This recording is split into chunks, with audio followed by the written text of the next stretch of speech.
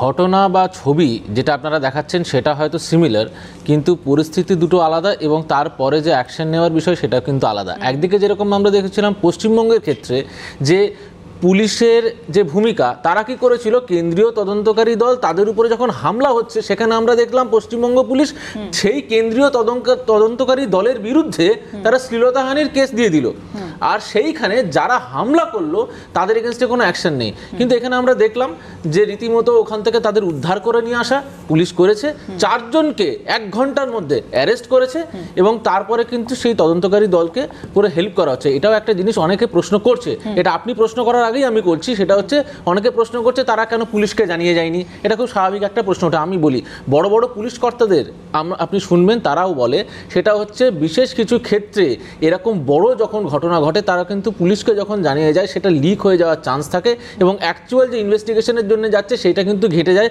আসল যারা একই দাবি করছে, আমি আপনি নয়, প্রশ্নটা কিন্তু বিহার পুলিশ তুলছে যে কেন স্থানীয় থানাকে না জানিয়ে সেন্ট্রাল এজেন্সি যাবে। কিন্তু আমরা সন্দেশখালীর ঘটনা ক্ষেত্রে বারবার আলোচনা করেছি, ইডি কেন যাবে স্থানীয় থানাকে জানিয়ে? প্রথম কথাটা নর্মসের মধ্যে পড়ে না, তা সত্ত্বেও এই সন্দেশখালীর ক্ষেত্রে তারা জানিয়ে গিয়েছিল। আমি আবার বলছি, এই সন্দেশখালীর ঘটনায় জানিয়ে যাওয়ার পরেও একটা জিনিস দেখবেন, কোর্ট কিন্তু অর্ডার দিয়েছিল এই নেজার থানার কোনো পুলিশ আধিকারিক ইনভলভ থাকতে পারবে না। তার মানে কি, যে কোর্ট কিন্তু পরিষ্কার বলেছিল যে এর মধ্যে যারা দোষী তাদের মধ্যে কোনোভাবে পুলিশও কানেক্টেড আছে।